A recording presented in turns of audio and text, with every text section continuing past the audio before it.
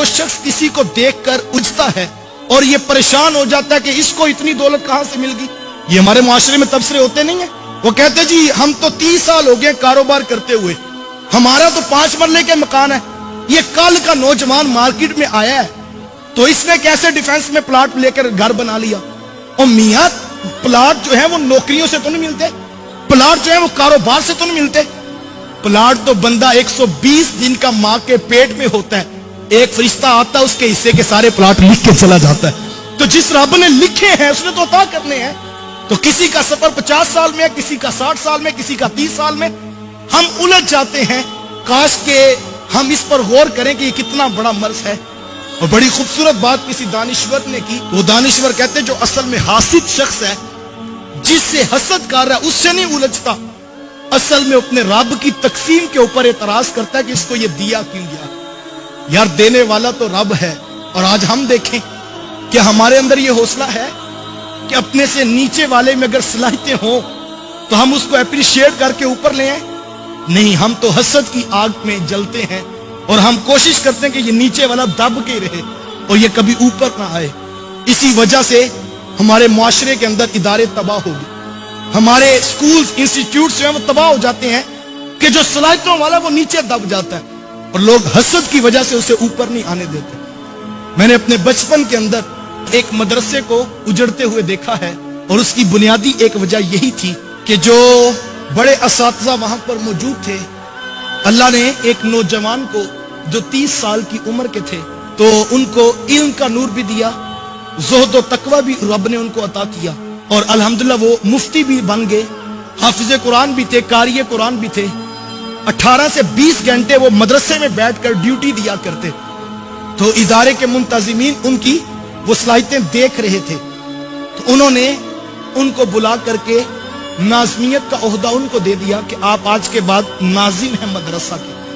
तो ये तो खुशी की बात थी और तुलबा में खुशी की लहर दौड़ गई कि एक बासलाहियत शख्स जो है वो उसको नाज़िम बना दिया गया और यकीनन अब तालीम भी अच्छी होगी, तरबियत भी अच्छी होगी, माहौल भी मदरसे का ठीक होगा। लेकिन बड़े असातिज़ा को ये बात हजम ना होती थी। वो कहते थे ये कैसे हो सकता है कि हम 50-50 साल के पढ़े हुए और ये कल हमसे पढ़ के हमारे ऊपर नाज़िम बना दिया गया। काश के वो ये सोचते कि मियां जिस सफर में तुम्हें 50 साल लगे हैं, जिस रब ने 50 साल में तुम्हें अता किया वो करीम किसी को 30 साल में नहीं अता कर सकता। तो ये तो देखना चाहिए था कि मिशन को किससे फायदा है और इदारे को किससे फायदा है। काश कि हम नीचे वालों को ऊपर लाने का मिजाज रखते। देखिए हर शख्स के मुकद्दर को अल्लाह ने लिख दिया। तो किसी का सफर 50 साल में, किसी का 60 साल में, किसी का 30 साल में, हम उलझ जाते हैं। काश के हम इस पर गौर करें कि ये कितना बड़ा मर्ज है। यार देने वाला तो रब है। वो खुद फरमाता है कुलिल्लाहुम्मा मालिकल मुल्क तूतिल मुल्क मन तशा व तंज़िउल मुल्क मिम्मन तशा व तुइज़्ज़ु मन तशा व तुज़िल्लु मन तशा। वो कहता है वो अल्लाह है, वो जिसको चाहता है सल्तनत अता करता है और जिसको चाहता है इज्जतें अता करता है, जिससे चाहता है इज्जतें छीन लेता है। साहिब अगर मन तशा का मफहूम समझ आ जाए तो फिर इंसान अपने भाई से उलझ नहीं सकता।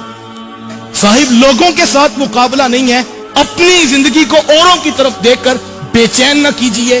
अपने अंदर जो अल्लाह ने नेमतें दी हैं, जो सलाहियतें मुयस्सर हैं, उनके ऊपर गौर करें और ये हसद की बीमारी से निकलने की कोशिश करें।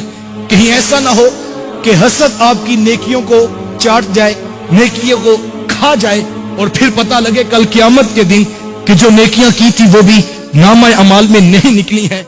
इस वीडियो को शेयर जरूर कीजिए, हो सकता है आपके एक शेयर से ये बात किसी के दिल में उतर जाए। जज़ाकल्लाह। चलो सीखें कुरान, चलो सीखें कुरान, कैसा है अजर सुना, एक हर्फ कुरान जो पढ़े, कैसा है अजर सुना, एक हर्फ कुरान जो पढ़े, एक नेकी ऐसी मिले इसके जो बराबर है। कुरान पाक का पढ़ना, देखना, सुनना सब बाइसे सवाब।